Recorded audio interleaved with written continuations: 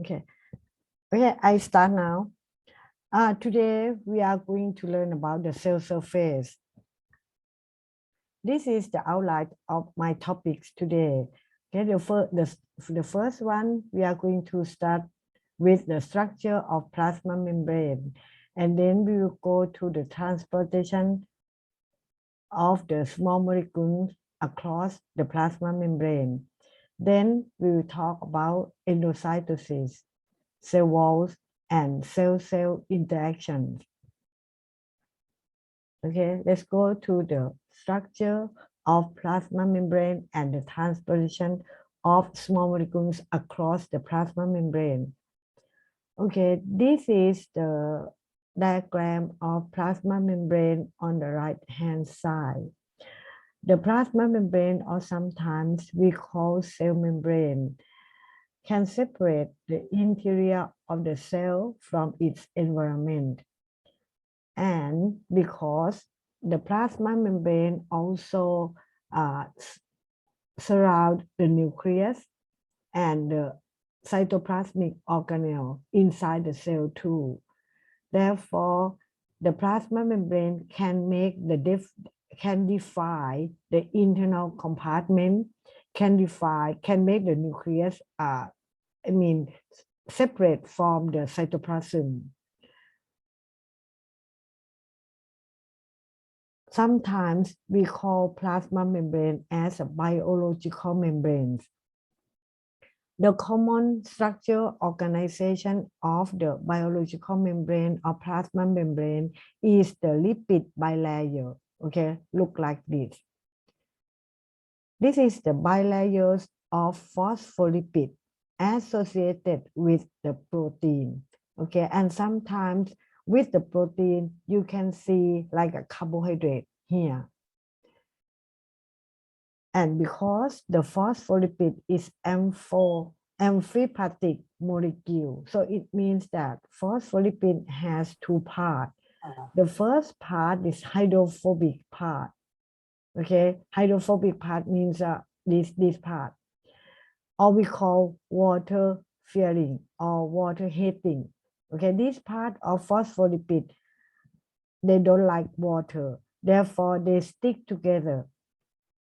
Okay, so they turn the tail or the tail part of its molecule together, face together, and they turn the head part of the molecule towards the aqueous phase or water, because this part of the phospholipid loves water, or we call hydrophilic. Philic means love.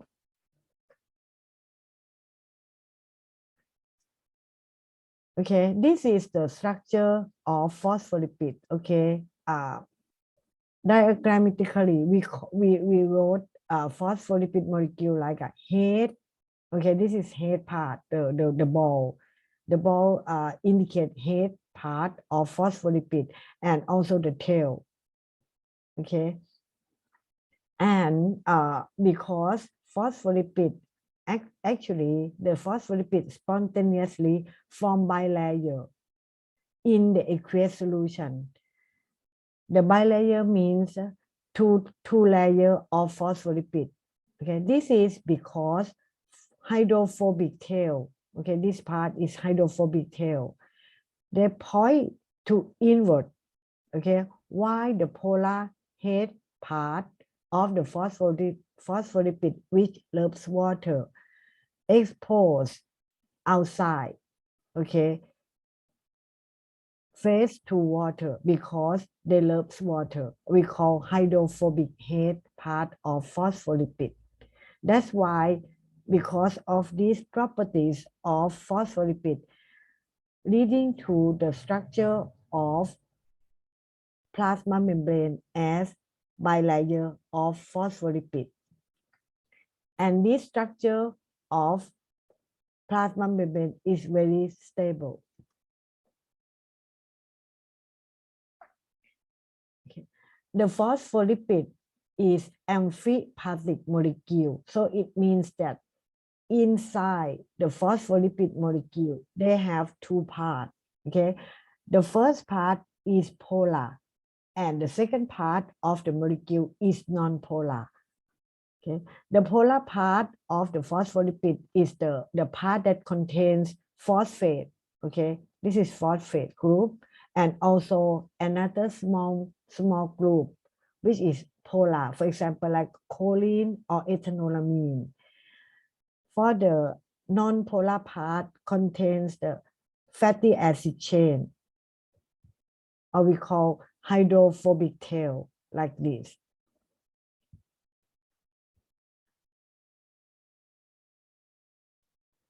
When we think about the lipid content in the plasma membrane, we found that the lipid content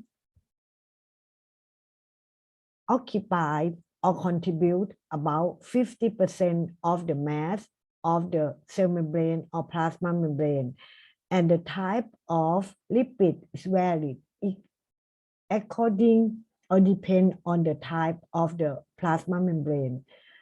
For example, like in general, plasma membrane contains 50% lipid and 50% protein. Okay, look at the diagram on the right-hand side. This is the structure of mitochondria.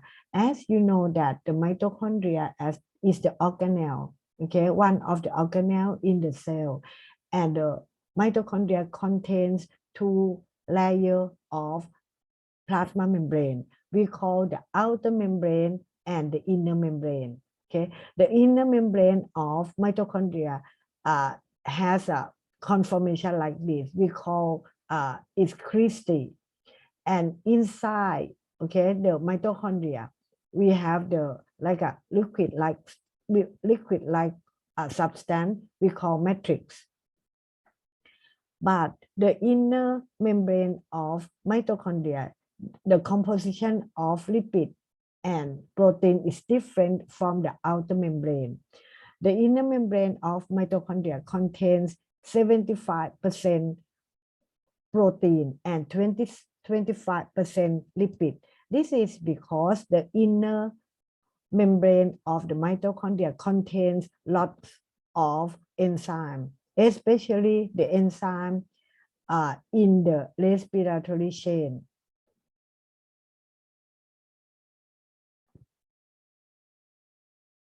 That's why the amount or the content of protein in the membrane of inner membrane mitochondria is higher than the general plasma membrane. There are 4 types of phospholipid, okay, in the general plasma membrane or in the mammalian plasma membrane. They are phosphatidylcholine, phosphatidylserine, phosphatidylethanolamine, and sphingomyelin. Okay, the differences between these type of phospholipid is the small head group. They can be choline, serine, or ethanolamine.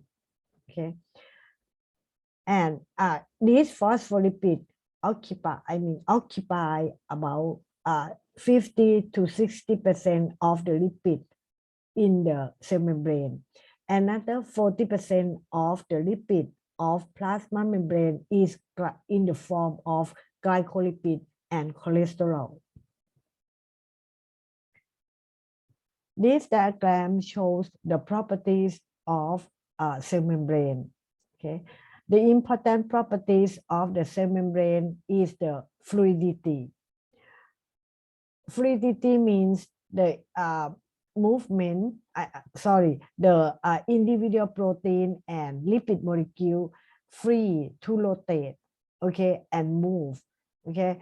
But the movement of lipid, especially phospholipid in the plasma membrane, they move laterally, but not in the form of flip-flop, okay.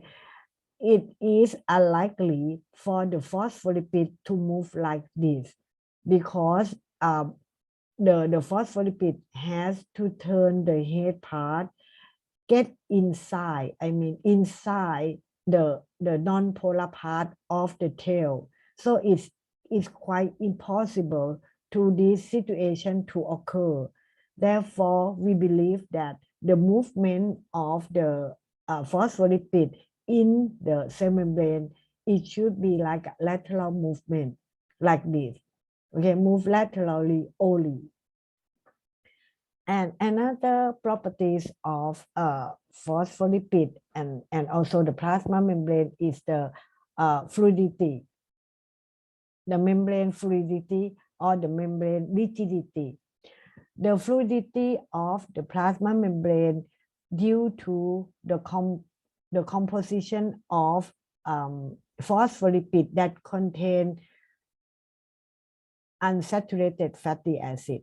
Okay, but if the phospholipid contains only saturated fatty acid, the properties of that plasma membrane will become more rigid, like this. Okay, so it means that there's no less space between the phospholipid molecule in the plasma membrane. That means rigidity. And one more thing, okay, we know that the 40% of the lipid content in the cell membrane is cholesterol or in the form of glycolipid. How cholesterol locate in the cell membrane? We found that the cholesterol locate in the cell membrane like in this diagram. Okay, like in this diagram, they locate in between the phospholipid molecule.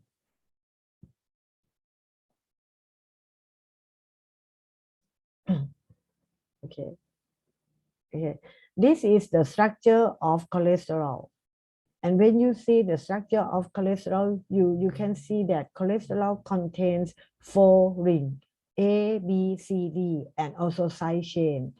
And the cholesterol, most of the molecule of cholesterol is non-polar. Okay, mostly it is non-polar molecule. However, there are only one side chain of cholesterol, OH here, that is polar. Okay, therefore, how the cholesterol locate, or how can we find the cholesterol in the plasma membrane? Okay, we found that because the cholesterol has OH group here, and this is the ring, okay, ring part of cholesterol, which is non-polar. Therefore, the OH polar group is close to the hydrophilic part of the phospholipid. And the hydrocarbon ring will interact with the non-polar part or the tail part of phospholipid.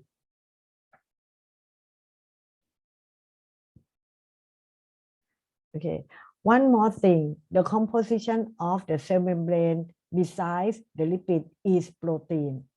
And the protein contribute about 25 to 75% of the mass of the cell membrane. Especially the inner membrane of the mitochondria contains 75% of protein. 75% of the mass is protein in the inner membrane of mitochondria. So in general, when we are talking about the cell membrane model, nowadays we believe that the model of the cell membrane structure is in the form we call fluid mosaic. Fluid mosaic means the protein, okay, insert into the lipid bilayer of the phospholipid, okay, like this. Okay, the yellow one indicate the phospholipid, and there is the protein, the blue one is the protein, and the protein is in between the phospholipid molecule and looks like a mosaic. That's why we believe that the structure of the plasma membrane is in the model of fluid mosaic. There are 2 or 3 types of lipid, of the membrane in the plasma membrane. Okay, we call integral membrane protein and peripheral membrane protein, and maybe we can have one more name, transmembrane protein. Okay, this is the structure of the plasma membrane protein. Okay, if we call integral membrane protein, it is like this. Okay, integral membrane protein. Integral membrane protein. Okay, and this is also integral membrane protein. However, we can call this structure of protein transmembrane protein because they have the structure of the protein through the lipid bilayer or phospholipid. Okay, but if it is peripheral membrane protein, this is the location of the peripheral membrane protein. Okay, peripheral membrane protein will associate with the membrane by indirectly interact with the integral membrane protein. Okay, therefore, it is easily, if you see this structure, you can think that it is easily to remove the peripheral membrane protein than to remove integral membrane protein.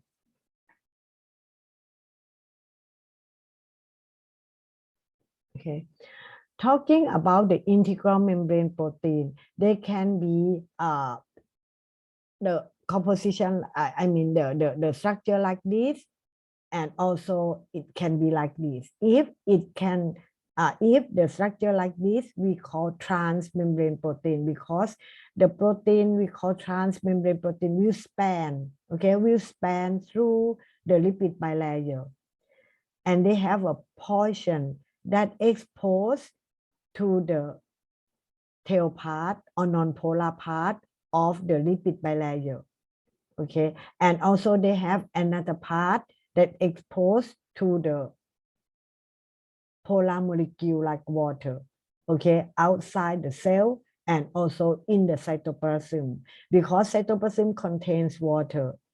That's why transmembrane protein, they have two parts of the molecule that have a different in properties.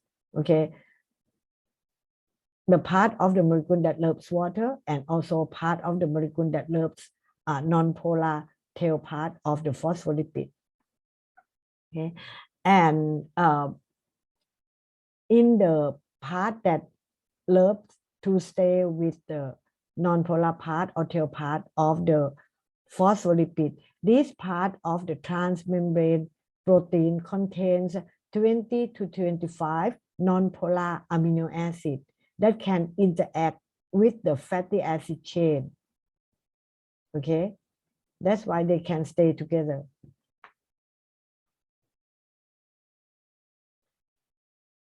Sometimes transmembrane protein have a carbohydrate, okay, like this, have a carbohydrate on the top, okay, on the membrane, okay, on the protein of the plasma membrane. They have a some part of carbohydrate here, okay, and this carbohydrate part can act in the, has a function in the cell-cell interaction. Okay. When we talk about the transportation across the plasma membrane, we can divide into 3 or 4 types, okay, according to the size of the molecule. Okay, if the molecule which are going to be transported across the plasma membrane, if that molecule is small and also uncharged, okay, for example, like water, okay, water is uncharged polar molecule. Okay, water is polar molecule but uncharged. However, the water is small. Therefore, the gas or the water molecule can diffuse freely through the plasma membrane, through the phospholipid bilayer. Okay. For example, like oxygen, carbon dioxide, or water molecule can freely pass through the plasma membrane. Okay. However, if the molecule is a little bit bigger, okay, bigger molecule like a glucose, even if it is uncharged. But the glucose is polar and bigger than water. And also the charged molecule like ion cannot diffuse freely through the plasma membrane, even if the size of the ion is very, very small, but they charge. That's why they cannot pass through the plasma membrane freely. In that situation, the ion and also glucose, they have to find their way to get passing through the plasma membrane. They have to have another type of protein that facilitate this transportation. Okay, we have a special protein or we call transporter. Okay, which can help to transport ion and the polar molecule across the plasma membrane. Okay, that's why they have we call selective permeability of the cell membrane, because they have to have their own way to get through the plasma membrane. Okay. There are two types of transporter. Transporter means the protein molecule that help the ion or the polar molecule to pass through the plasma membrane. Okay, the first one we call channel protein. Okay, the first group of the transporter we call channel protein. Channel protein form open pore like this. This is the channel protein. Okay, form the open pore and allow the ion molecule can pass through the plasma membrane by using this pore, and they create the tunnel. And then the ion can pass through this tunnel and get inside the cell. This pore or this channel protein is specific to particular ion, like we call chloride ion, sodium ion, that allow the specific ion to pass through. And the cell can control the movement of the ion, for example, like a nerve cell and muscle cell. And then they can create the action potential by allowing the ion to get into the cell. Another type of transport protein we call carrier protein. Okay, this is the carrier protein. Okay, there is the differences between channel protein and carrier protein. Okay, in the channel protein, the transporting molecule will not react with the channel protein, will not react with the transport protein. However, in the carrier protein, there is the selectively bind and selectively transport the specific molecule. For example, like this is the carrier protein of glucose. Therefore, when the glucose going to pass to the plasma membrane, they have to bind to the carrier protein. And after binding between protein and the glucose, there is a conformational change of the carrier protein, and then they allow the glucose to pass through and let the glucose molecule get into the cell and open another pore on the cytoplasmic side, and then the glucose molecule will get into the cell.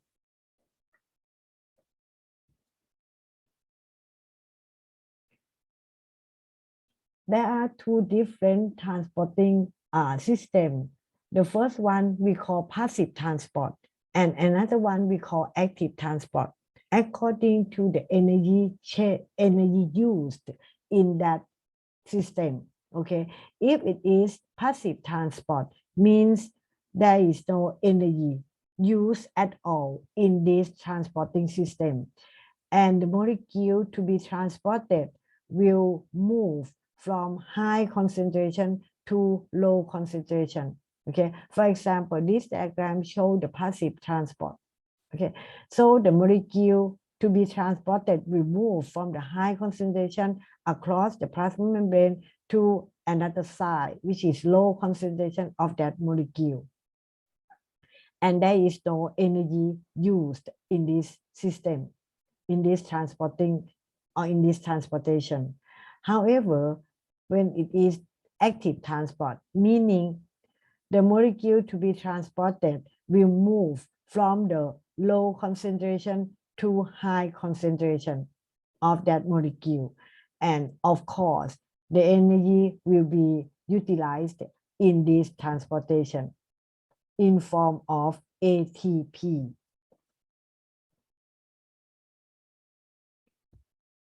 So in conclusion, the transportation across the plasma membrane or cell membrane can be freely by using the system we call simple diffusion, meaning the transportation occurs from the high concentration on one side to the low concentration on another side of the plasma membrane, and they can move freely. The molecule can move freely across the plasma membrane.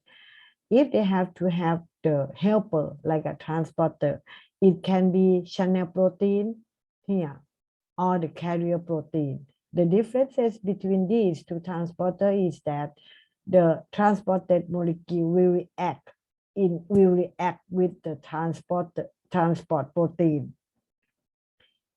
If the transport protein is carrier protein, but if the transport protein is channel protein, there is no interaction between the transported molecule and that transport protein.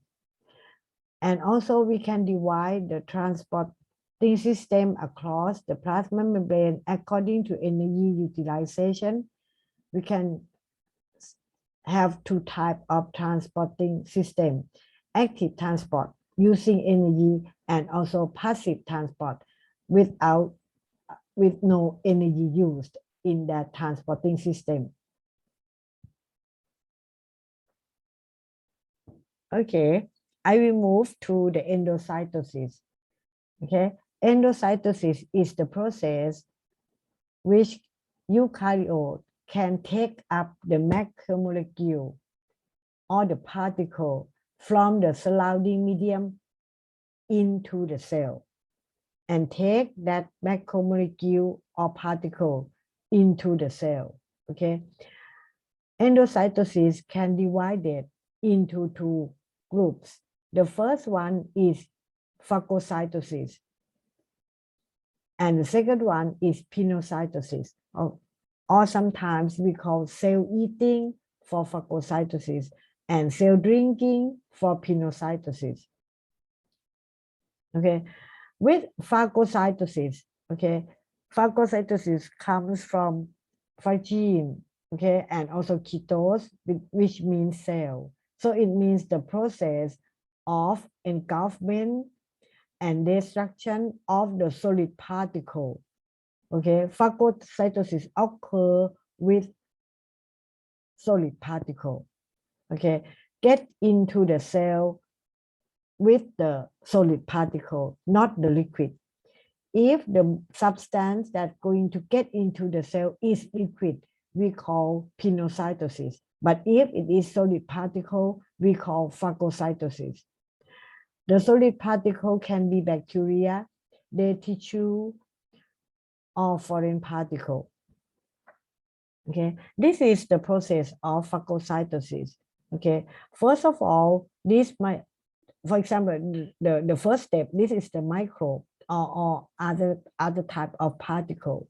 Okay, it will get close to the cell, and then there is the engulfment of this particle by the plasma membrane, and then the particle will get into the cell in the form of phagosome, surrounded by this phagosome, surrounded by the plasma membrane. Sometimes we call this phagosome phagocytic vesicle. And after that, this phagosome will fuse with the organelles we call lysosome in the cell. The lysosome contains digestive enzyme. After fusing, okay, the lysosomal enzyme will digest the particle in the phagosome. Okay, in the phagosome. And then after that, the particle is digested and become like a some of them remain as the residual body, and sometimes the cell get rid of residual body by exocytosis of that residue outside, a bit out of the cell. Okay, this is the step of phagocytosis.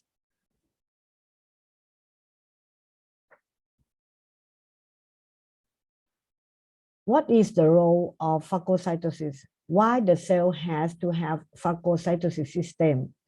The first one is for food. For example, like the living organism like amoeba can capture food by using phagocytosis, and also use as the defense mechanism against invading microorganisms. Okay, for example, in the multicellular organism, they used phagocytosis process to destroy or eliminate the age or damaged cell, and also defense mechanism like engulf the microorganism that is pathogen. Okay. In the defense, the cell that can perform phagocytosis as the defense mechanism, we can found this process in the immune cell like a macrophage or neutrophil. These two cells can perform phagocytosis, especially to get rid or to destroy the pathogen. For the destruction of the aging cell, okay, the phagocytosis can be performed by the macrophage in the spleen and the liver, okay, especially to destroy the aged red blood cell. Okay, they have to destroy, I mean the macrophage in the spleen and liver will destroy so many a lot of red blood cell per day by using phagocytosis. Another process of endocytosis is pinocytosis or cell drinking. Okay, so the substance that is going to be endocytosed into the cell is liquid. Okay, if it is liquid or very, very small molecule, the cell use pinocytosis to get the liquid substance or the small molecule into the cell. Okay, this is pinocytosis. There is also the special endocytosis we call receptor mediated endocytosis. So this is the selective uptake. Okay, this process is very selective. Selective uptake of the macromolecule from the environment, okay, by using the special system, okay, we call Catherine coated pit. Okay, Catherine coated pit. So it means that on the cell surface of the cell that can be endocytosed, can endocytose, they have the Catherine, okay, Catherine here, okay, and this Catherine we have a receptor at that part of the plasma membrane that contain clathrin. They have a receptor, okay, on that plasma membrane. This receptor can bind to the ligand. Okay, after the ligand, which is specific to this receptor, after ligand binding, there is the engulfment or endocytosis of that receptor ligand complex. Okay, like this. Okay, and because this structure has a Catherine coated, okay, coated at the cytoplasmic part of the plasma membrane, we call this structure coated pit. okay, coated pit. And after that, it becomes like a vesicle. Okay, it becomes like vesicle here. And after that, the cartridge will be removed. Okay, therefore, the vesicle here, you can see there is no more cartridge. Okay, usually cartridge coated here, and when the cartridge is removed, there is only the vesicle without cartridge. Okay, and then this one we call endosome. And after that, okay, this endosome can fuse with the lysosome. Okay, and there is the destruction of the substance inside the endosome. Okay, and the substance can separate, okay, will separate from the receptor, and the receptor will return back to the plasma membrane and recycle. This process is very specific.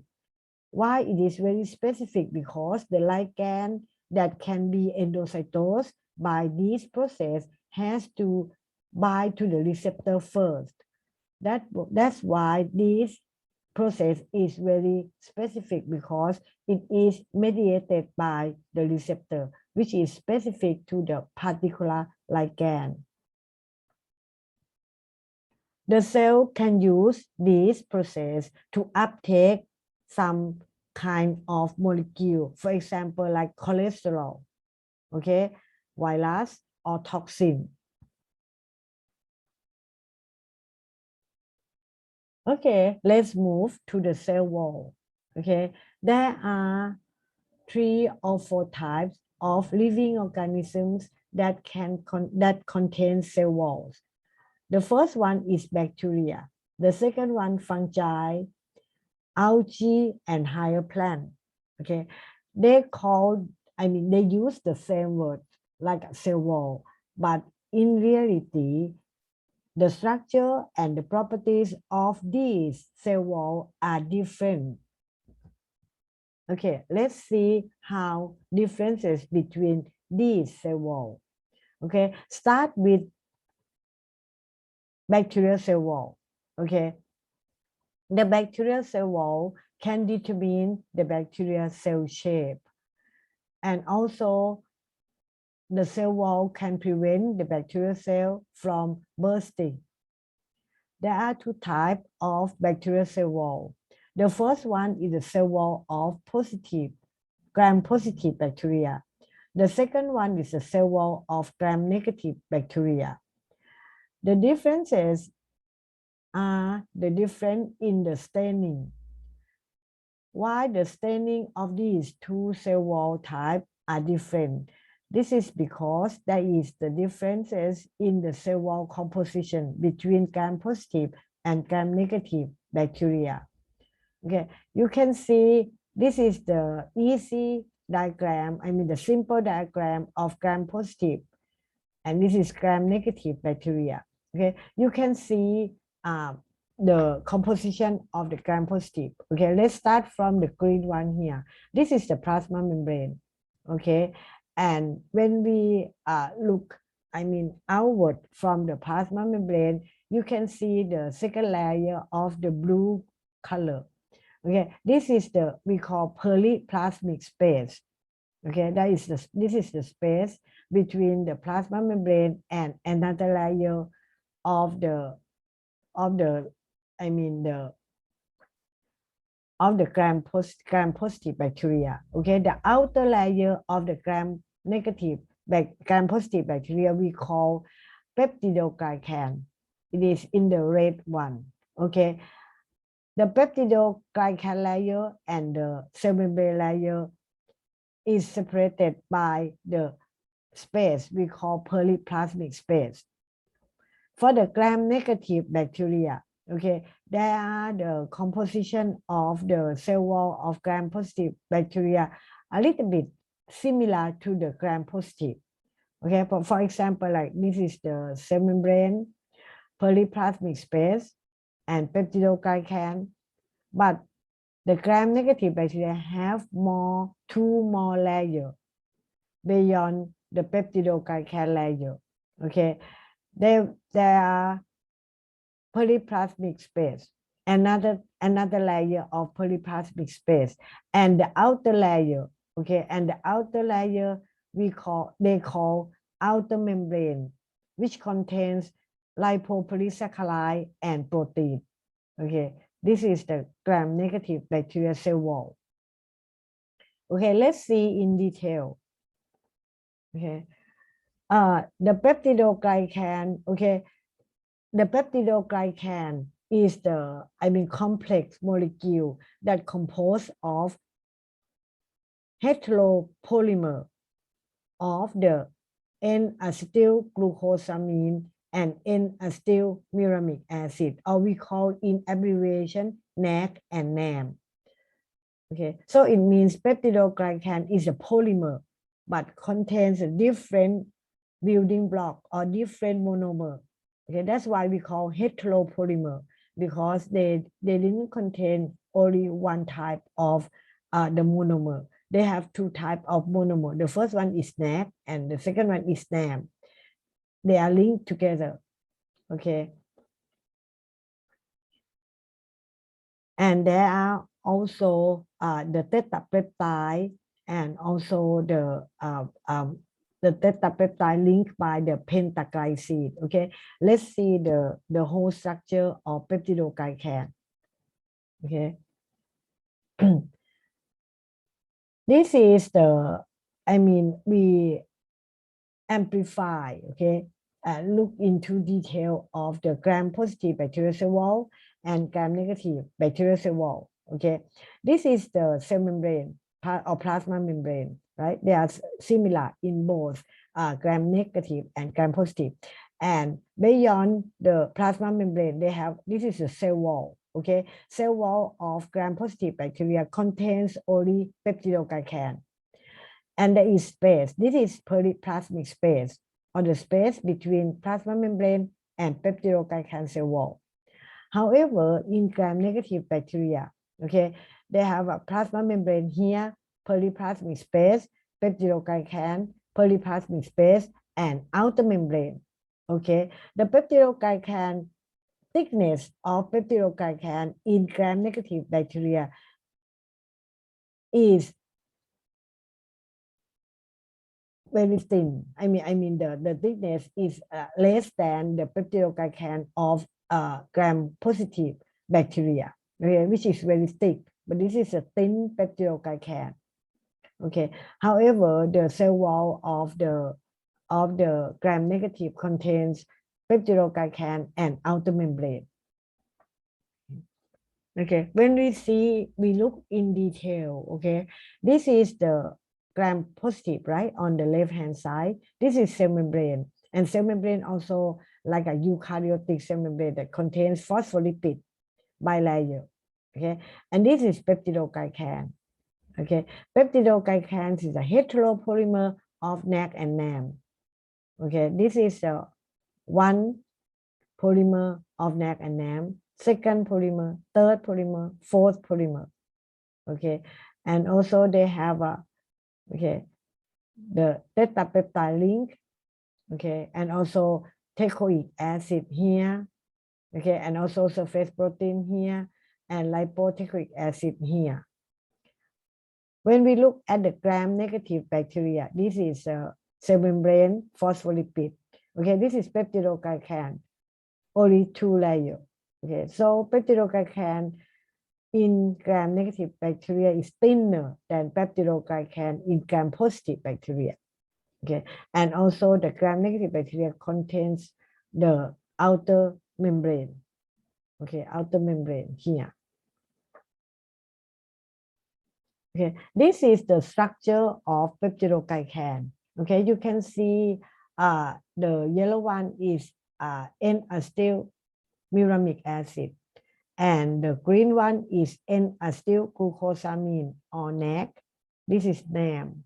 Okay, when we look at the one chain of heteropolymer NAC-NAM, you can see NAM, NAC, NAM, NAC, NAM. Okay, and at NAM, okay, you can see the tetrapeptide here.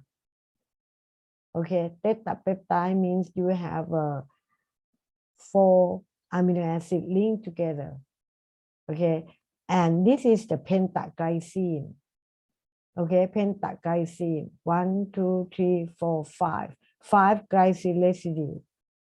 Okay, the function of 5 glycine residue of pentaglycine here is link between tetrapeptide. Okay, this is tetrapeptide of NAM on this heteropolymer chain, and it will link to another tetrapeptide here by using pentaglycine.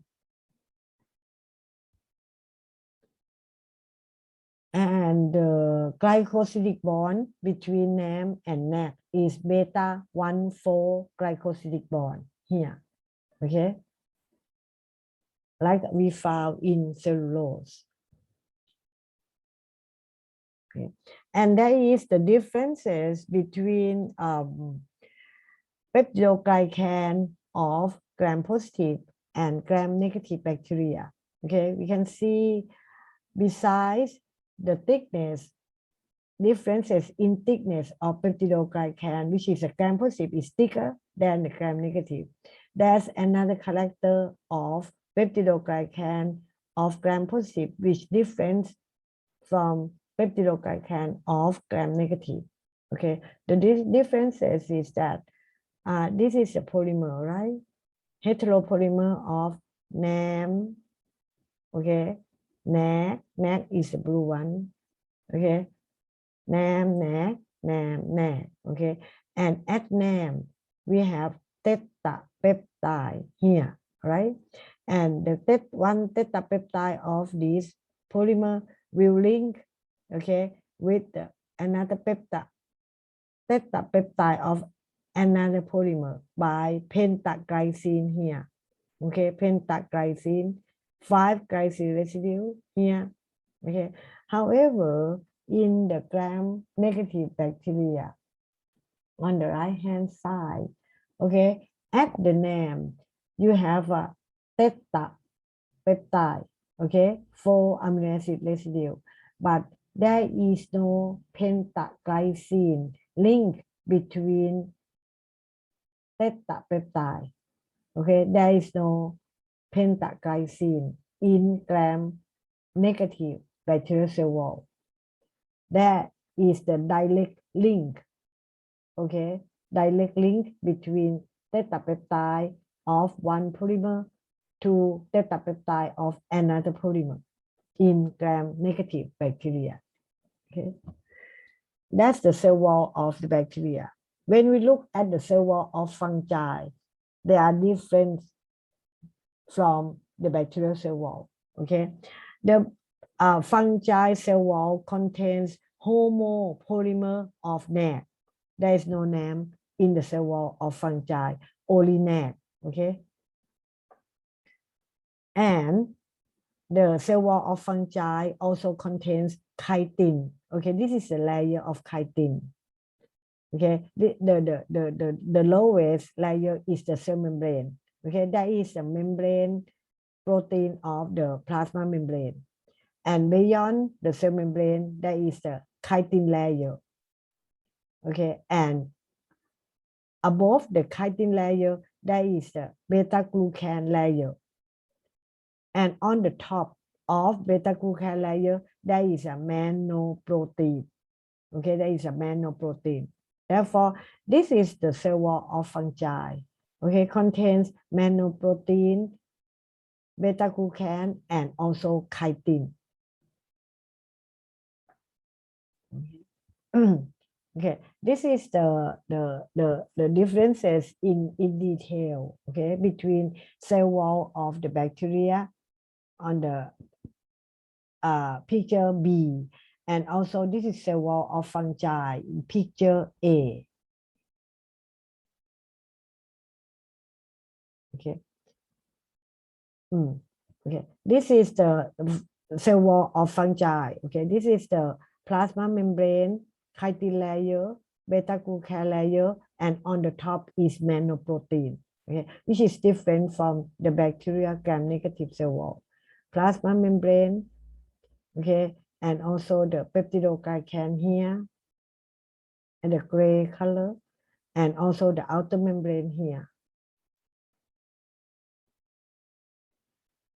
Okay, the last one, the last type of cell wall is the plant cell wall. Okay, the plant cell wall contains cellulose. Okay, cellulose is the homopolymer of glucose.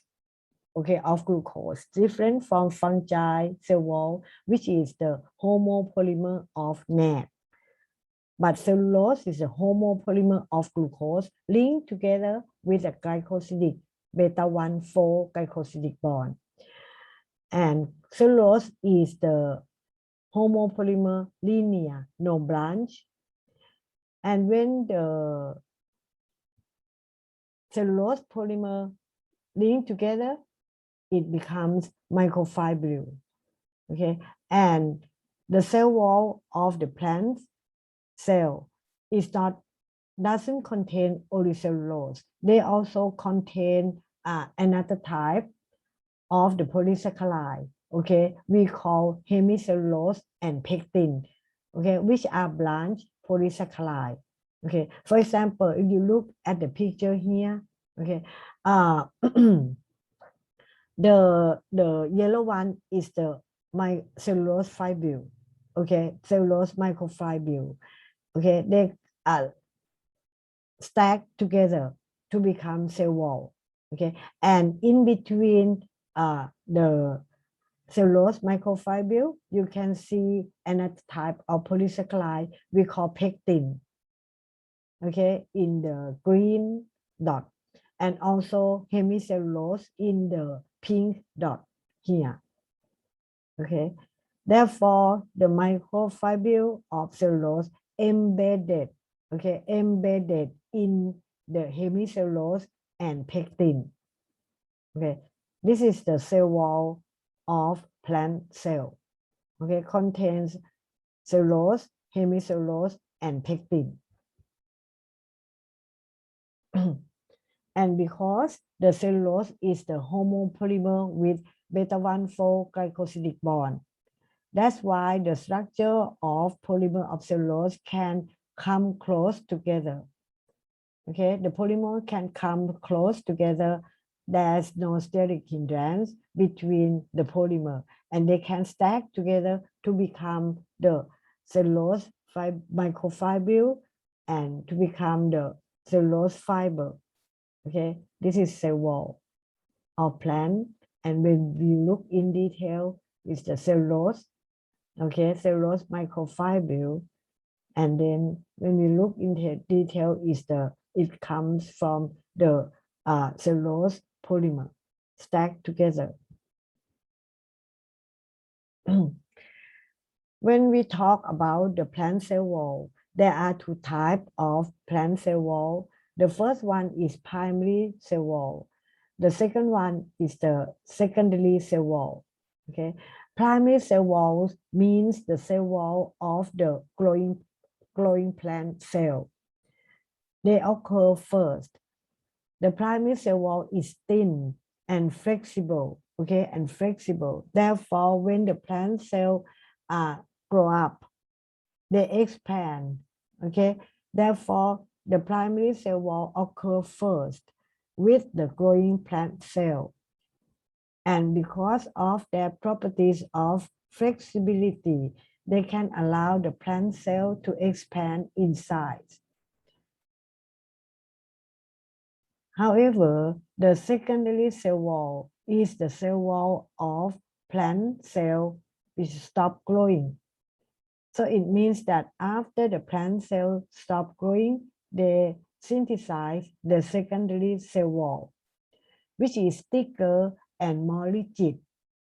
And sometimes it is usually associated with another substance we call lignin. Okay. From this diagram, you can see on the left-hand side is one plant cell. On the right-hand side is another plant cell. Okay.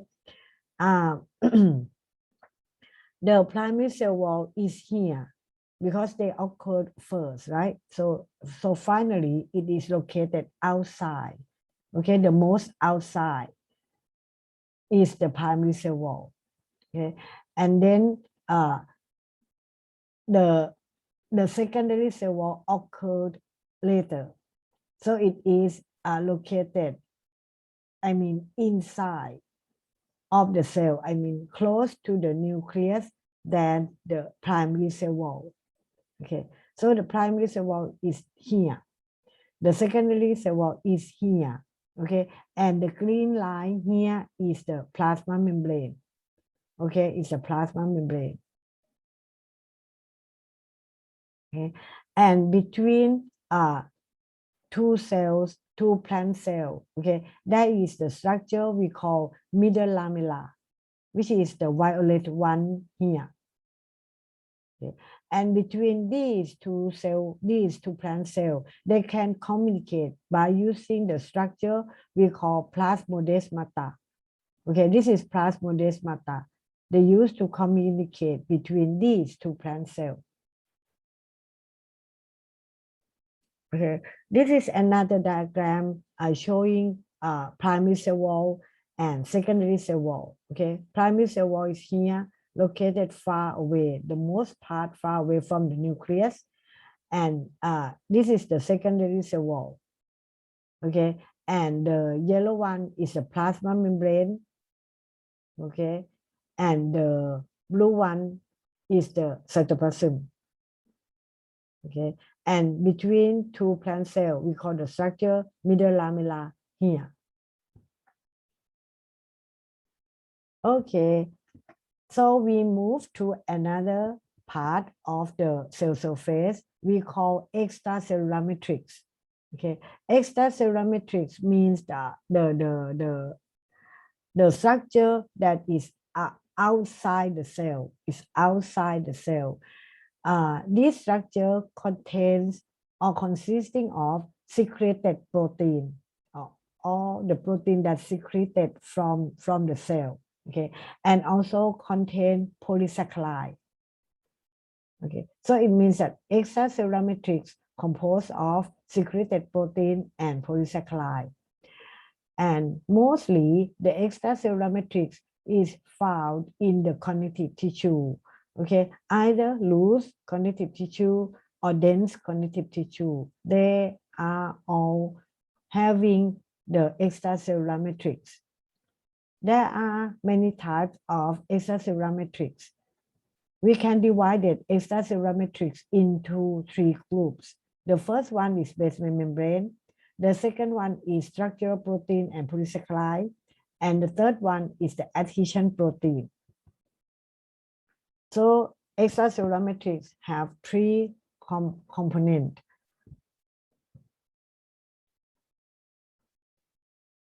Okay, the extracellular matrix, when we look at extracellular matrix, it is the fibrous protein, tough fibrous protein embedded in the gel-like polysaccharide ground substances. Similar to cell wall of the plant cell, that is cellulose microfibril embedded in the gel-like structure of hemicellulose and pectin.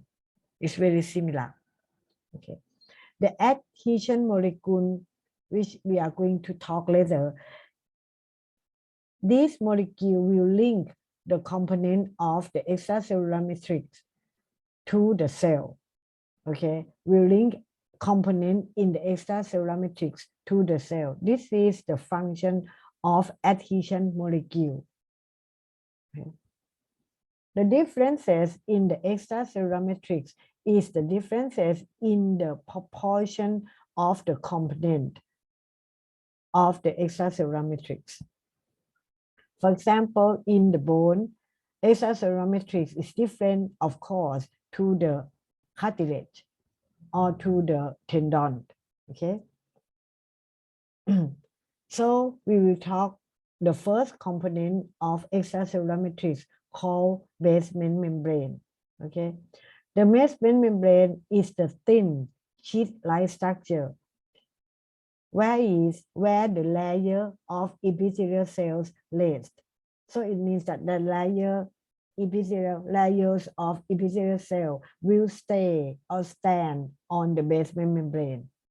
Okay, the basement membrane is also we can see from the muscle cell, the layer of muscle cell, or adipose cell, or peripheral nerve.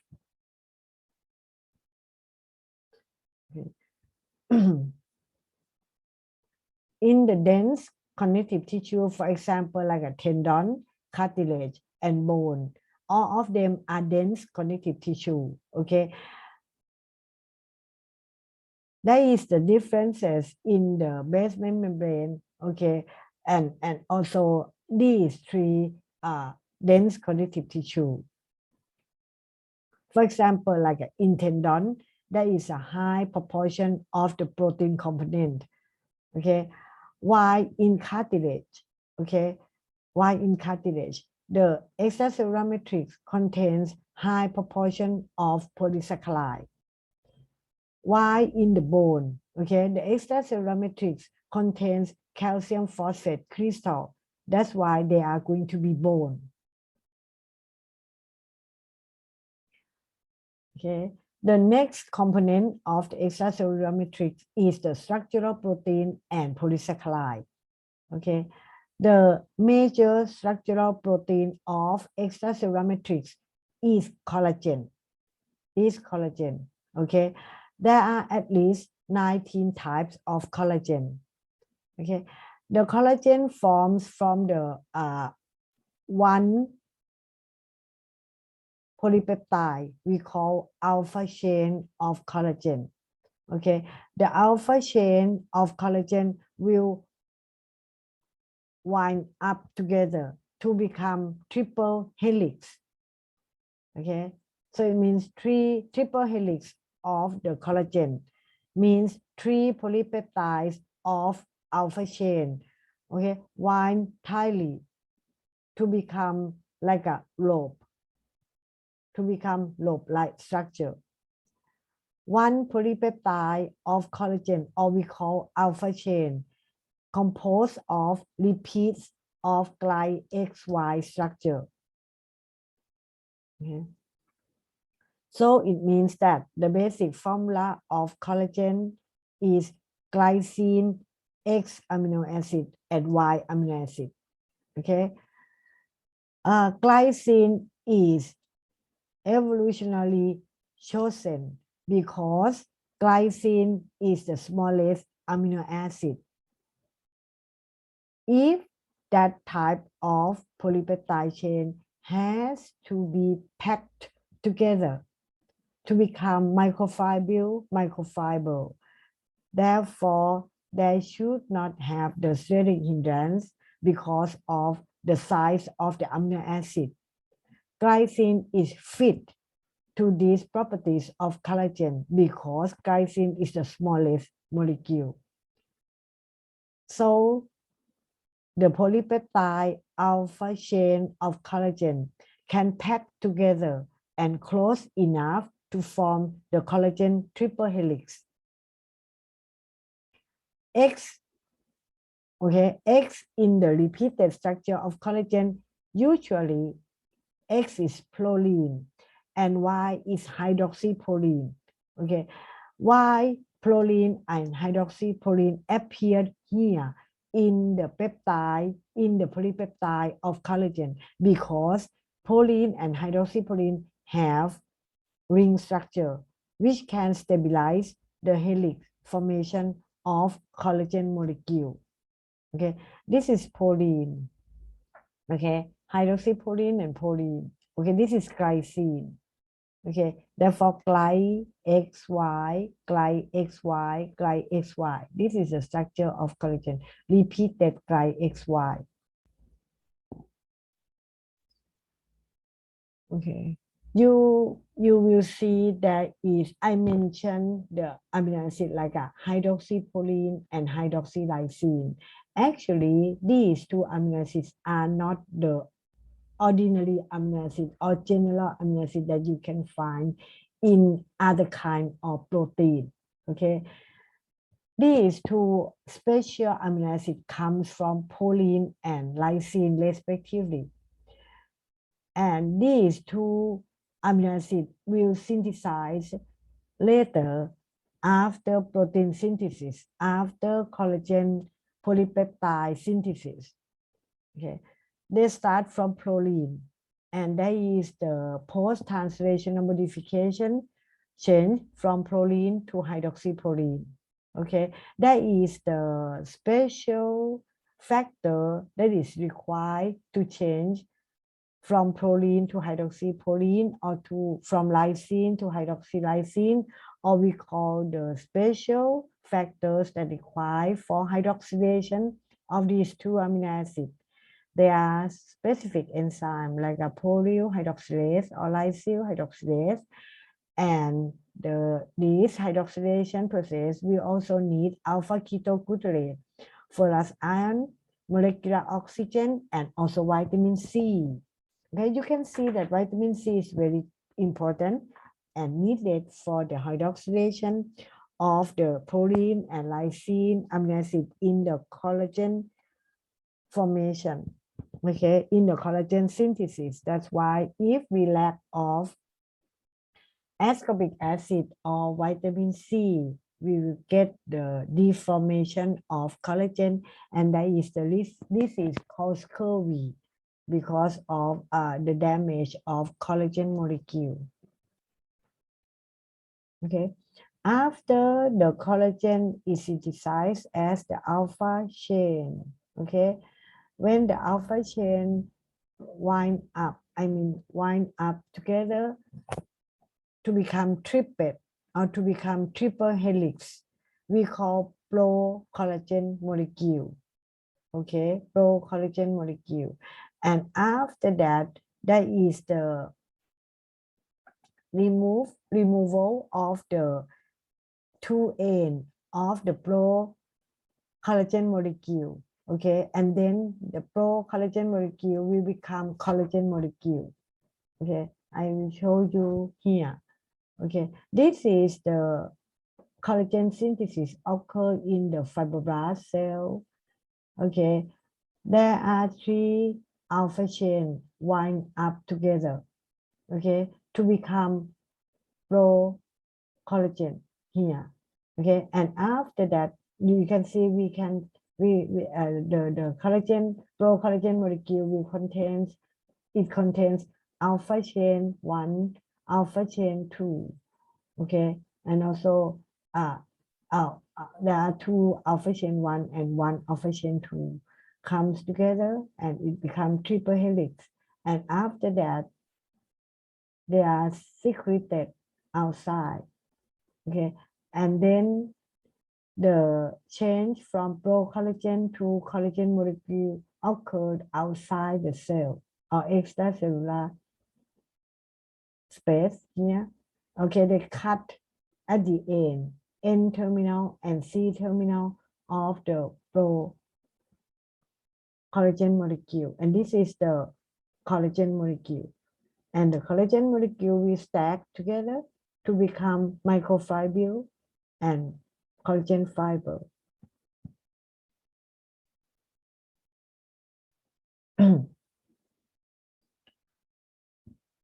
Okay, and when they stack together, you can see that the triple helix will lie overlap by 1/4 of their length. Okay, go back. Okay, when they stack together, they like a overlap with 1/4 here. Okay, 1/4 here. Okay, overlap with another layer of the collagen molecule, and they have a link between collagen molecule. That's why leading to the toughness of the collagen fibril and collagen fiber.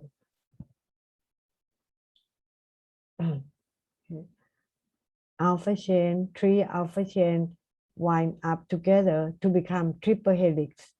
Okay, and the collagen fibril link together like by covalent bond here to become the collagen fiber, which is very, very strong.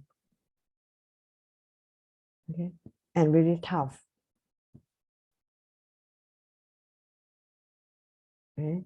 And when we look at the chain or the polypeptide of the collagen, or we call alpha chain, you can see gly XY, gly XY, gly XY. This is only component, repeated component of the collagen polypeptide. Another type of structural protein we found in the extracellular matrix is elastic fiber. Okay, elastic fiber is the structural protein usually found in the connective tissue of the organ, which is regularly stretched, for example, like lung. Okay, and the elastic fibers is composed of the protein we call elastin. And the elastin protein form cross-link between lysine and hydroxylysine of elastin fiber, of elastin polypeptide. Okay, and then it becomes, strong as when it becomes like a network. That's why it can make the strength of that organ, for example, like lung. Okay, this is the process become elastic fiber. Okay, this is a one single elastin molecule. Okay, and then it becomes cross-linked by using the covalent bond between lysine and hydroxylysine. Okay, there is a cross-link here with another elastin molecule. Okay, cross-link here. Okay, and then this is why the elastic fiber can become stretch and also relax. As these properties is very necessary for the organ like lung. When they exhale, okay, inhale and exhale, so the lung will stretch and also relax. Like in collagen, okay, in elastin, they also have rich in a specific type of amino acid. For example, glycine and proline. Okay, in elastin protein, they have lots of glycine and proline amino acid in that polypeptide. Okay, and also they have unusual amino acid which called desmosine and also isodesmosine. Besides, the elastic fiber also have a high content of valine. Okay. This is a comparison between two structural proteins which we found in the extracellular matrix. Okay, collagen and elastin. Okay, or elastic fiber. Okay, a little bit different in the properties. Okay, because if we need the stretch and relax situation, that organ has to have the elastic fiber more than collagen in the extracellular matrix. Okay, talking with the polysaccharide, which is another component of extracellular matrix. Okay, because it is in extracellular matrix, we have to have the structural protein embedded in the gel-like polysaccharide. Okay, the gel-like polysaccharide we call glycosaminoglycan. In abbreviation, we call GAG. Okay, the GAG is the polysaccharide. Okay, polysaccharide chain with repeating unit of disaccharide. Okay, of disaccharide, repeated unit of disaccharide. Okay, in disaccharide, one sugar usually they can be N-acetylglucosamine or N-acetylgalactosamine. And another sugar, usually it is uronic acid. For example, like a glucuronic acid or iduronic acid. Okay, okay, let's see the structure. Okay, this is GAG, glycosaminoglycan. Okay, they usually compose of polymer of disaccharide. For example, if the gap is chondroitin sulfate, okay, the component of chondroitin sulfate is the repeated unit of glucuronic acid here and N-acetyl galactosamine here. Okay, and these two sugar residue will become like a repeated unit in chondroitin sulfate. If the gap is dermatan sulfate, so it means that it contains iduronic acid and N-acetyl galactosamine. Okay, heparan sulfate, glucuronic acid, and glucosamine. Heparin, iduronic acid, and glucosamine. So it means that the differences in the type of gap is the differences in the composition of sugar derivative in dipeptide. Oh, sorry, in disaccharide. Okay. because GAG are very highly negative charge. Okay, that's why these GAG love to hold the water. Okay, love to hold the water because they have a negative, highly negatively charged. Highly negatively charged comes from sulfate. Okay, because all sugar are sulfated except hyaluronan. Okay, because of they are sulfated, that's why they have negatively charged on their molecule, on GAG molecule.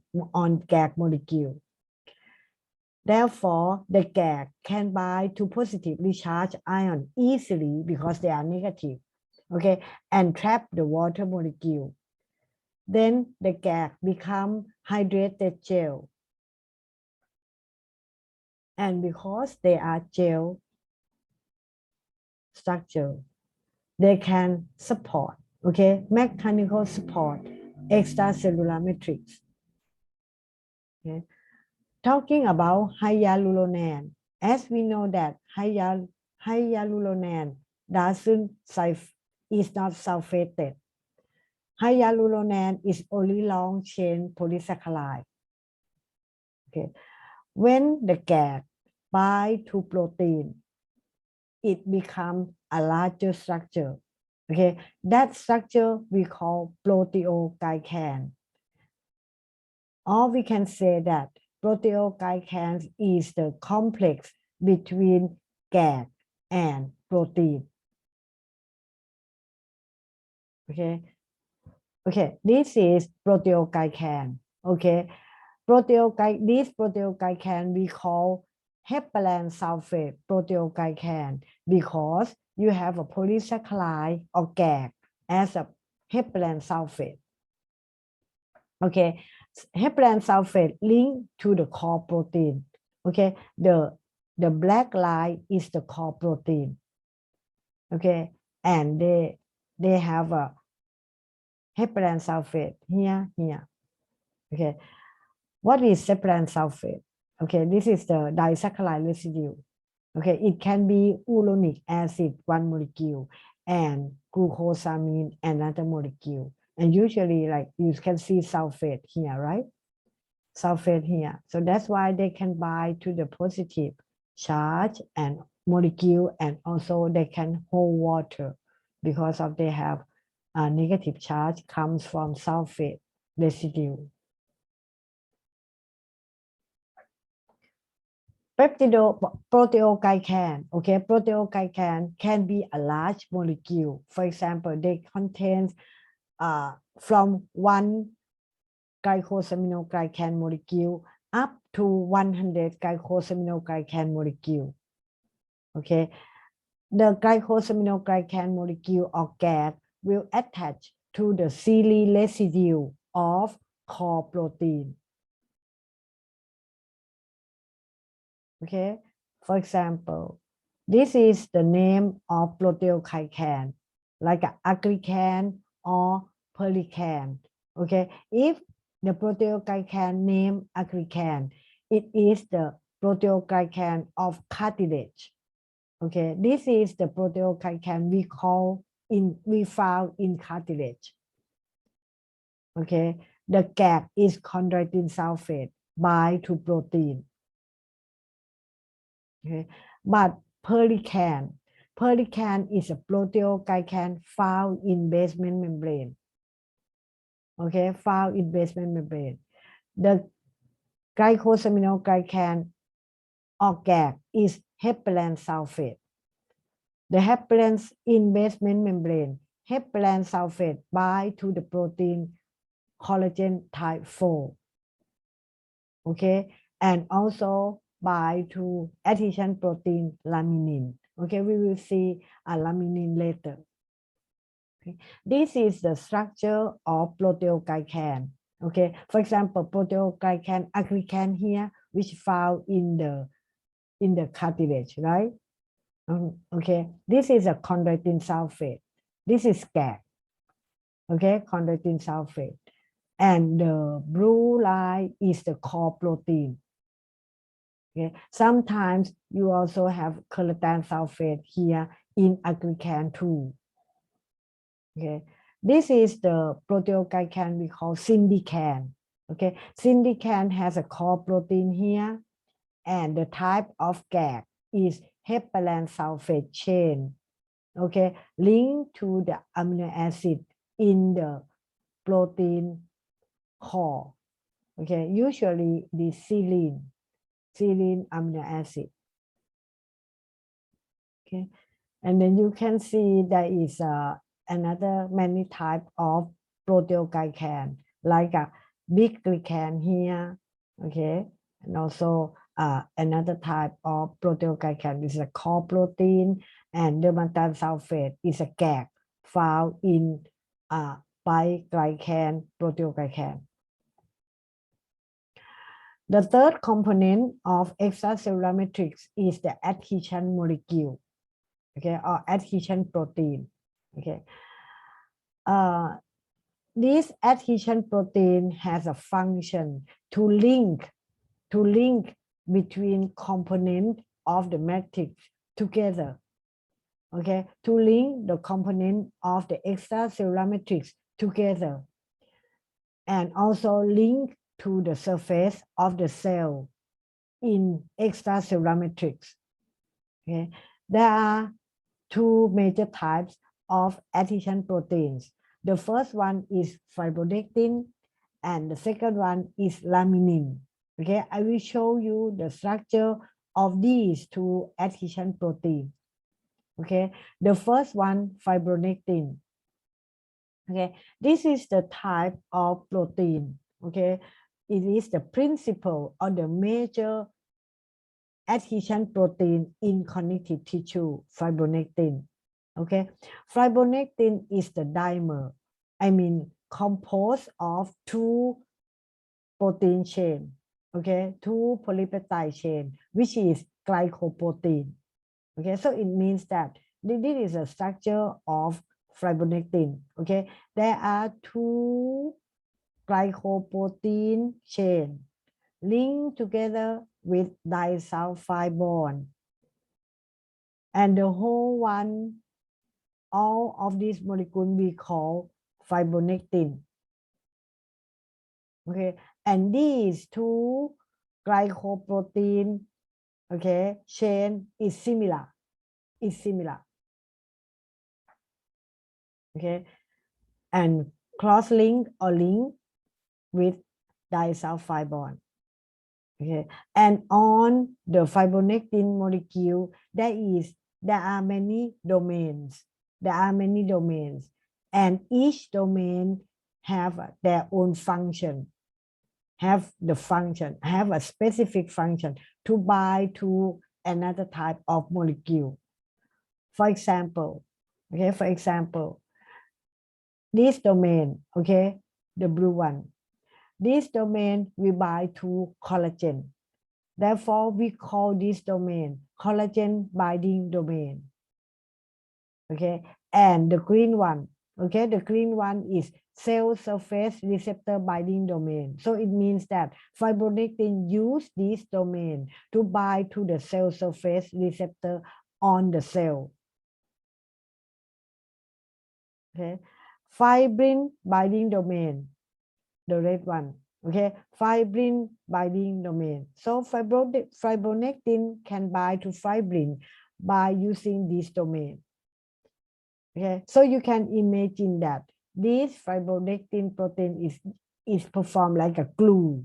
Okay, link another type of the component in the extracellular matrix together, like collagen or even cell by to the cell surface on the plasma membrane of that cell. Okay, this is we can show the action of fibronectin in extracellular matrix. Okay, this is the cell. Okay, this is the cell, and this is the yellow one is the plasma membrane, right? And on the plasma membrane, you can find the special protein we call integrin. Integrin has two subunits, alpha and beta, and it is the protein on the plasma membrane. Okay, and this integrin can bind to fibronectin. Okay, this is fibronectin at the domain that's specific for integrin. For example, like this domain we call integrin binding domain of fibronectin. Okay, okay, this is the way that the adhesion molecule fibronectin can bind to the cell. Okay. The second adhesion protein in extracellular matrix we call laminin. Okay, this is the structure of laminin. Laminin is the major adhesion protein in basement membrane. In basement membrane. Okay, laminin can form network at embryo stage. Okay, when there is no collagen yet. Therefore, the laminin occur first, especially in the embryo stage, and perform as the adhesion protein. Okay, laminin has the site. Okay, has the domain on the molecule to bind to cell surface receptor like an integrin, and also to bind to collagen, which is the major structural protein in extracellular matrix, and also can bind to perlecan, okay, which is the proteoglycan in extracellular matrix. Okay, so look at the laminin molecule. Okay, there are 3 polypeptide chain comes together and wind up together to become laminin. Okay, this is the site of laminin that bind to proteoglycan. Okay, or we call proteoglycan binding domain here. Okay, laminin molecule has 3 polypeptide chain, right? This is a A chain, B1 chain, and B2 chain wind up together. And this is the domain of laminin that bind to collagen. That's why we call collagen binding domain. Okay, and the laminin use this part of the molecule to bind to the cell. That's why we call this domain cell binding domain. Okay, in the real world, how laminin action? Okay, so this is laminin, right? Okay, 3 polypeptide chain wind up together. Okay, and this is a collagen type 4, which we found in the basement membrane. Okay, laminin, okay, use this domain to bind to collagen type 4. Okay, and also use this part to bind to integrin, which is on the cell surface, on the cell membrane. Okay, and also laminin use this one bind to proteoglycan, which is named disteoglycan. This is the type of proteoglycan. Okay, so this type of adhesion protein will perform as a glue, okay, to link collagen to the cell, okay, by using this type of protein.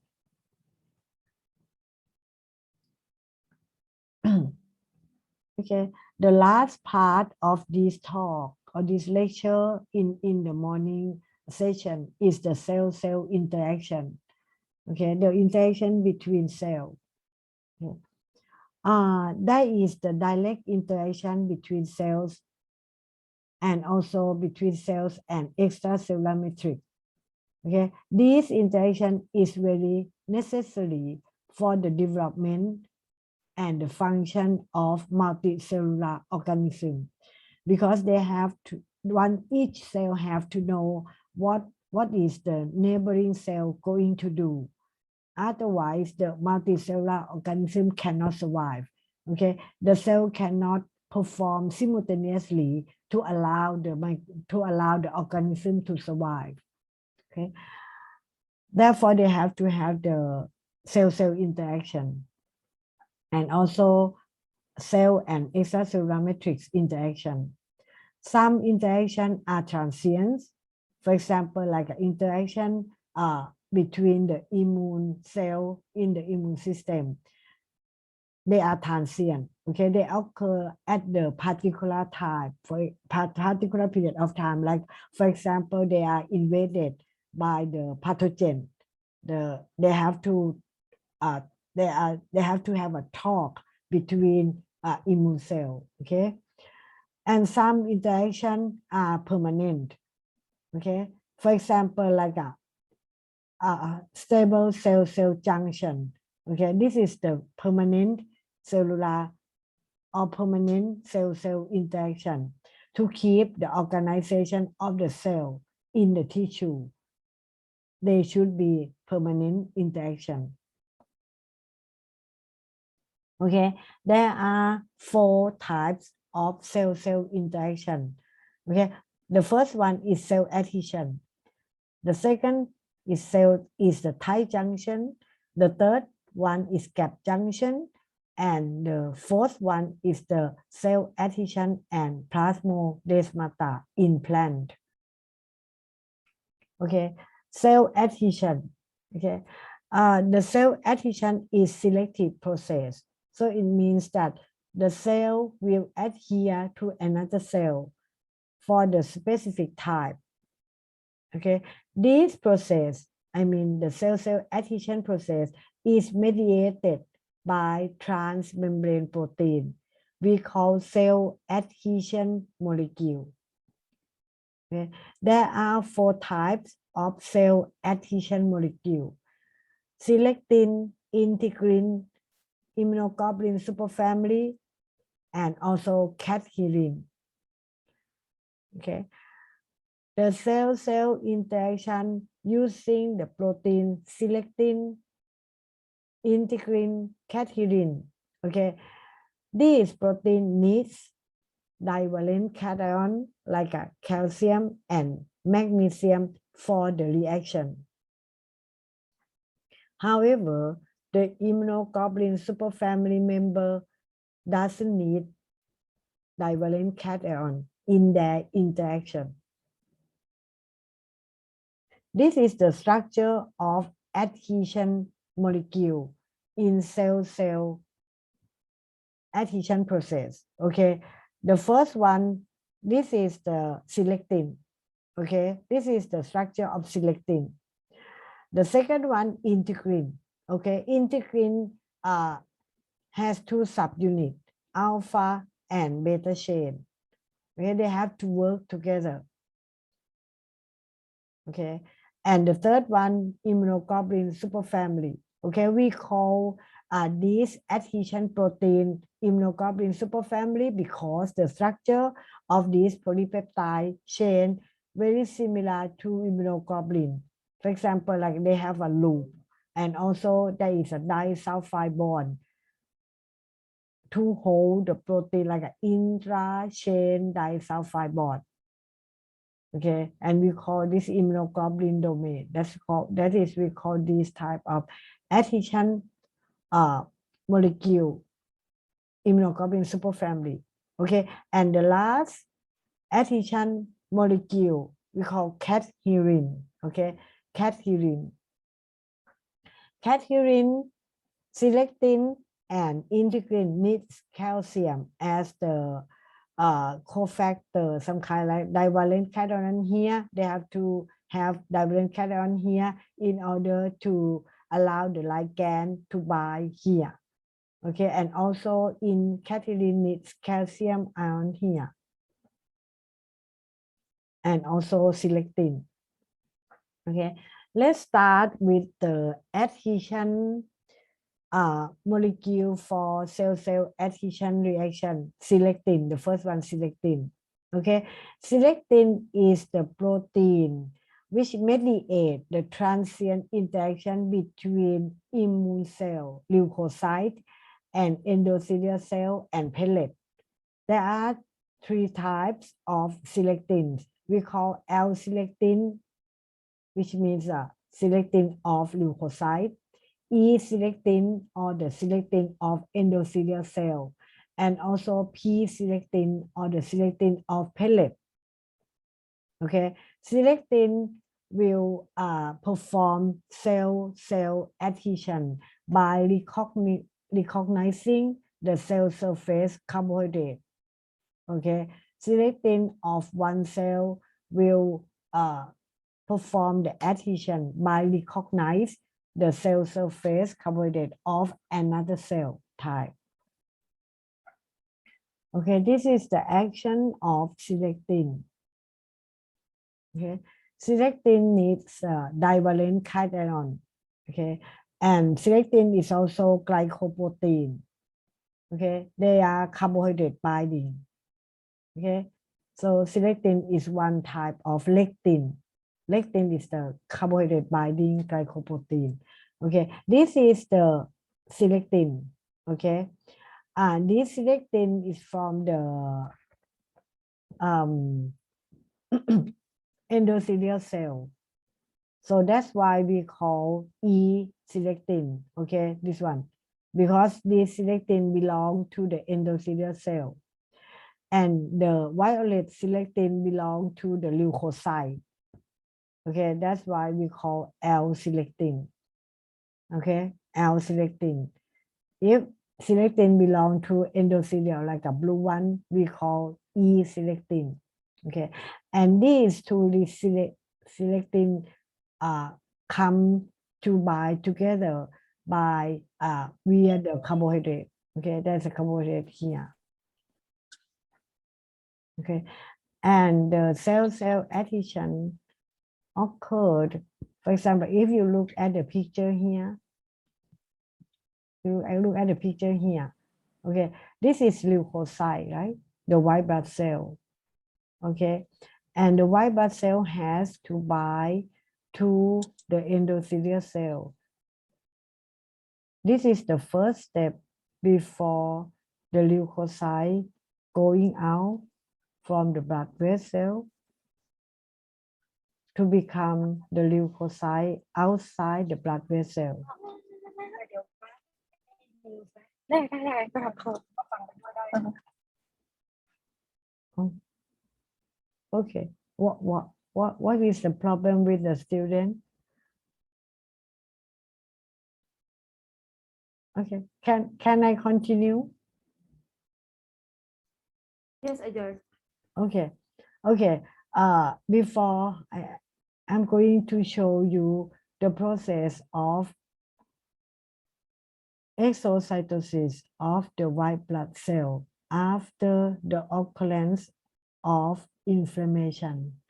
Okay, for example, okay, normally the white blood cell, okay, in the bloodstream can go along the blood vessel, okay, without binding to the endothelial cell of the blood vessel.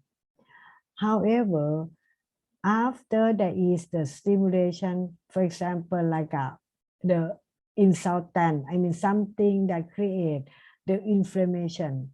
Okay, that is a trigger. That is the trigger of inflammation. If there is like an injury or the pathogen, some pathogen that create the inflammation. Okay,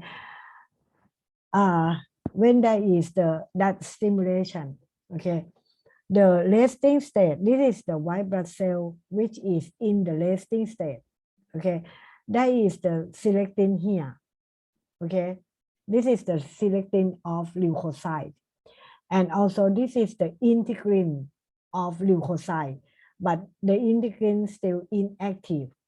But once there is the stimulation of the inflammation, okay, this neutrophil or this lymphocyte, this neutrophil or leukocyte start, they have a change on the cell surface protein, and also the endothelial cell is stimulated to synthesize the selectin, and that is the expression of endothelial cell selectin.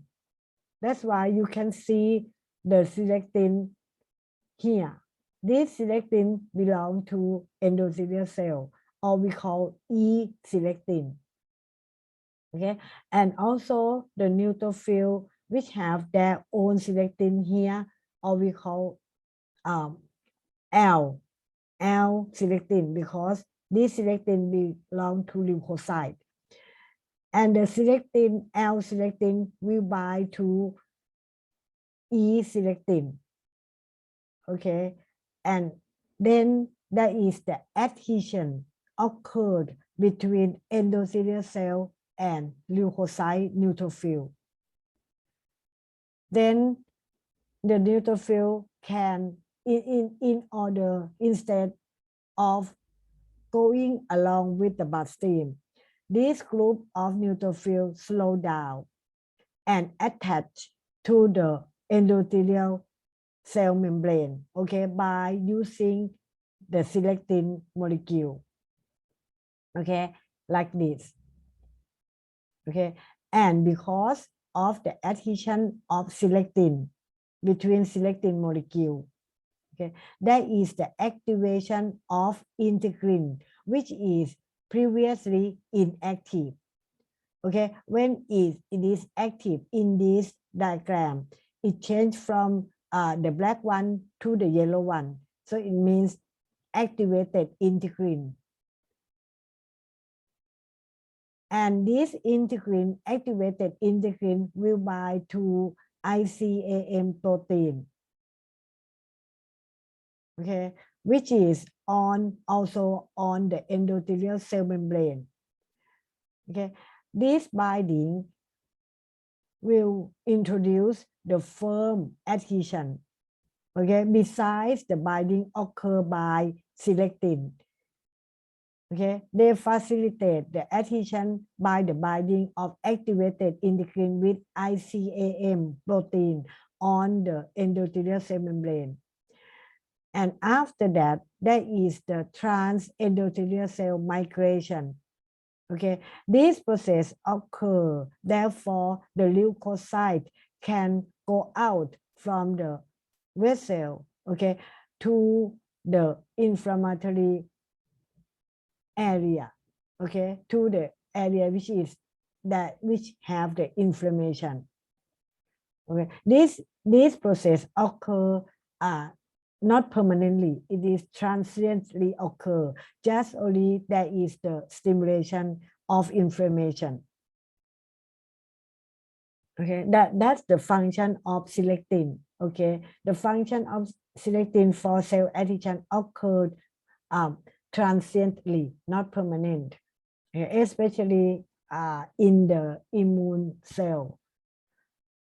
The second adhesion molecule for cell-cell interaction is integrin. Okay, this protein is the cell surface receptor, integrin, and they have two subunits, alpha subunit and beta subunit of integrin. They have to have they have to work together, and all of these subunits are transmembrane.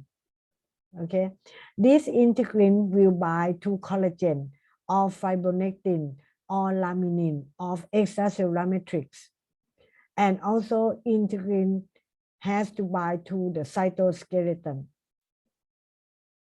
Therefore, by using integrin as the intermediate molecule, the cytoskeleton can link to extracellular matrix, and then meaning that there is the stability between cell and the extracellular matrix. Okay, you can see from the picture. Okay, this is integrin. Okay, integrin will bind to fibronectin, and also integrin will bind to cytoskeleton. Okay, in this cell, the cytoskeleton is actin filament here.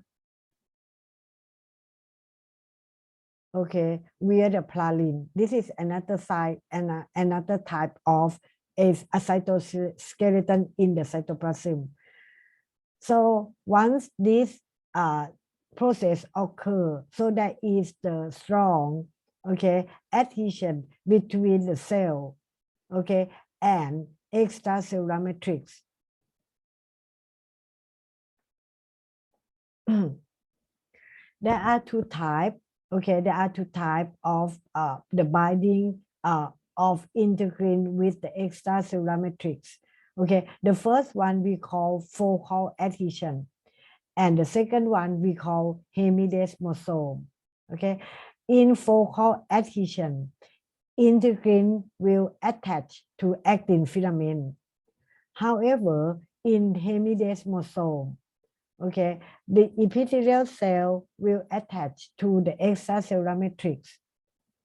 Okay, integrin of the epithelial cell will bind to keratin, which is the intermediate filament. Okay, and another function of integrin is to bind to laminin. Okay, therefore the hemidesmosome, okay, hemidesmosome is the cell-cell adhesion that link between epithelial cell to the basal lamina. Okay, I can see you the picture. Okay, this is the integrin. Okay, a link to actin filament. Okay, therefore this is one we call focal adhesion, because the actin will adhere or link to the actin filament. Okay, but if the integrin link to intermediate filament, we call hemidesmosome. Okay, according to the definition here. Okay, integrin bind to keratin. This is we call at hemidesmosome. Okay, another type of adhesion protein. Okay, adhesion molecule in cell adhesion we call cadherin. Okay, cadherin has a function to stabilize the between cell-cell interaction. This is the permanent interaction. Okay, there are three types of cadherin. Okay, the first one is E cadherin, the second one is N cadherin, and the third one is P cadherin. Okay, so these adhesion molecule are found in the different type of cell. Okay, for example, like the E cadherin we found on the epithelial cell. Okay, N cadherin found in the neural. Okay, and like a P cadherin we found in the placental cell. This is found N cadherin we found in the neuron cell. Okay, there is the stable adhesion between cells by the action of cadherin. And Catherine will create the bridge between cell. Okay, there is a bridge between cell and link and stabilize cell together. There are two types of cell junction or cell bridge. Okay, the first one we call adherent junction, and the second one we call desmosome. Okay, these two cell junction act by the cadherin molecule. Okay, I will show you the picture. Okay, the cadherin will perform the action, and they need the calcium or divalent cation. So it means that the cadherin are calcium dependent adhesion molecule. Okay, and very necessary in the cell adhesion. Okay. Therefore, we have a desmosome action by the cadherin. Okay, for example, in this picture, okay, there are two cells. This cell number 1 and cell number 2. Okay, these two cells has to have a junction between cells to stabilize the cell, right? Otherwise, they separate, and there is no. I mean, if the cells separate, there is no the communication between cells. So they have to join together by using the junction, and this junction made from the cadherin molecule. Okay. Okay, this is a cadherin molecule. If the cell are neuron, okay, we call that cadherin N cadherin. If the cell are placental cell, the cadherin is P cadherin, and if the cell is epithelial cell, the cadherin is E cadherin. Okay. Okay. This is the adherent junction, which is the job. Okay, the job of cadherin. The adherent junction means this is cadherin, okay, right? Cadherin molecule in the violet color. Okay, they join together. And on another side of the cadherin, they join or they link to the actin filament, which is the cytoskeleton of the cell. Okay, so this create the stability between cell adhesion. Okay, and because the cadherin linked to actin filament, that's why we call this adhesion, we call adherent junction. However, if the cadherin linked to another type of filament, for example, linked to intermediate filament keratin, we call this junction desmosome. Okay, we don't call it adherent junction anymore. Okay, because this cadherin doesn't link to actin filament, but they link to intermediate filament like keratin. That's why we call this cadherin desmosome. Okay, this is the difference between adherent junction and desmosome. Okay. Okay, the second type of cell-cell interaction we call tight junction. Okay, tight junction, the function of tight junction is to seal. Okay, this is tight junction. Okay, the function tight junction is to seal the adjacent, the neighboring epithelial cell. Okay, in the narrow band. Okay, just only this part of the epithelial cell that link or join together. Okay. This area is beneath the apical surface. This is the apical, we call apical surface. Okay. Usually we found tight junction in the gastrointestinal cell line. Okay. For example, this is the mucosal cell of the gastrointestinal tract, like an intestine. Okay, and this is the villi. Okay, villi of the mucosal cell of intestine, and this is apical site. And beneath the apical site here at this area, okay, there is the tight junction located here. Okay, and the tight junction composed of the specific protein, for example, like claudin, occludin here. Okay, because of this protein complex, there is a tight junction occurred. Okay. Okay, and when we look in detail, okay, tight junction protein complex is composed of many types of protein. Okay, occludin, claudin. Okay, this is the area of tight junction. Okay, because tight junction is the network of many types of protein that link. Okay, link these two cells, especially the cell of gastrointestinal tract. Okay, and this is cadherin. Okay, cadherin here. This is an adherent junction because this cadherin linked to actin filament. That's why we call this junction adherent junction. Okay. The function of tight junction is very vital function because they limit the passage of the molecule and ion through the space between cells. Okay, like this one. Okay, that normally without tight junction, there is the space between these two cells.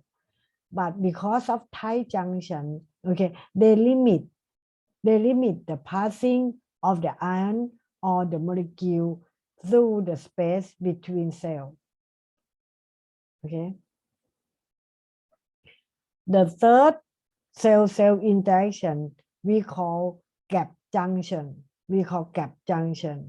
Gap junction is the intercellular channel that allow the passage of ion and small molecule.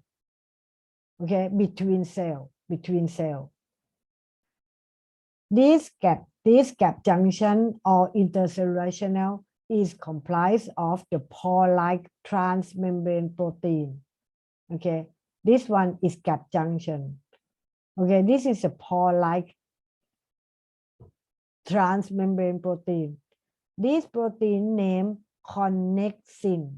Okay, this connexin create the tunnel. Okay, create the tunnel between these two cells, and they can communicate each other. Okay, via or through the gap junction. This gap junction help to coordinate function, okay, between these two cells. Okay, and the gap junction we found mostly in the cell that need the communication between cells, like a cardiac smooth muscle or like a other smooth muscle. And also the striated muscle, that muscle cell can contract. I mean coordination, the muscle cell to contract simultaneously. Okay, so when we look at these two cells, okay, there are many types of cell adhesion or many types of cell interaction. Okay, the first one is gap junction here, performed by the protein named connexin. Okay, and we also have cell-cell interaction here.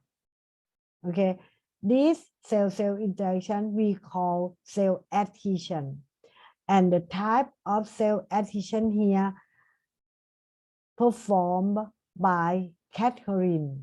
Okay, performed by the protein cadherin here, and this cadherin linked to the actin filament. That's why we call this cell-cell adhesion or cell-cell interaction we call adherent junction. But if the cell-cell interaction performed by cadherin, but these catecholamine link or bind to intermediate keratin filament. We call this cell-cell adhesion desmosome. Okay, this is another type of cell-cell interaction, cell-cell adhesion, which is desmosome. Okay, gap junction, there is a tunnel, okay, created by the protein named connection, okay, channel protein between cells. This protein is called connection. And we look at the electron microscope between two cells, right? So we can see gap junction here and gap junction here. This is the cell of cardiac muscle. The last one is the cell-cell interaction, the plant cell-cell interaction. Okay, when there is the adhesion between plant cell, okay, the adhesion between plant cell is mediated by cell wall instead of transmembrane like in animal cell. Okay, like in animal cell. In animal cell, we have the cell-cell adhesion by the adhesion molecule, okay, like a catecholamine, like a selectin or integrin. However, in plant cell, they use the cell wall to create the adhesion between plant cell. Okay, so this is the one plant cell, okay, on the top, and the second plant cell is in the bottom, okay, and these two plant cell has the like a gap communication between these two plant cells, similar to gap junction in animal. Okay, this communication, this is the way of communication in plant cell we call plasmodesmata. Okay, we call plasmodesmata. Therefore, the ingredient in one plant cell can go to another plant cell by using this tunnel or this plasmodesmata. Especially endoplasmic reticulum can span along the plasmodesmata and share between these two plant cells. Okay, outside the plasma membrane of the plant cell, of these two plant cells, is the layer of cell wall. Okay, this is a one cell wall layer. Okay, this is another one layer of cell wall belong to the upper plant cell. And these two cell wall, okay, have a lamella here. Okay, middle lamella here. The middle lamella contains pectin-rich region, okay, which act as a glue, okay, act as a glue, holding these two plant cells together, okay, holding these two plant cells together, and then the plant cell will adhere together.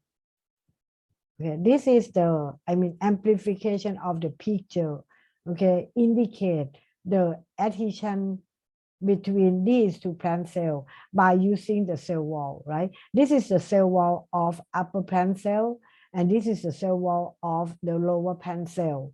Okay, this they have a cellulose, microfibril here, and hemicellulose, and also pectin. Okay, and between these two cell walls, they have the structure called middle lamella, which perform as a glue. Okay, link these two plant cell wall together. Okay, in middle lamella, there is an enrichment of pectin, and also plasmodesmata can perform as the tunnel and allow the sharing of some organelles in the plant cell, in between two plant cells. Okay, this is plasmodesmata. Plasmodesmata. Now this is a comparison between gap junction in animal cell and plasmodesmata in plant cell. Okay, they have the similar function.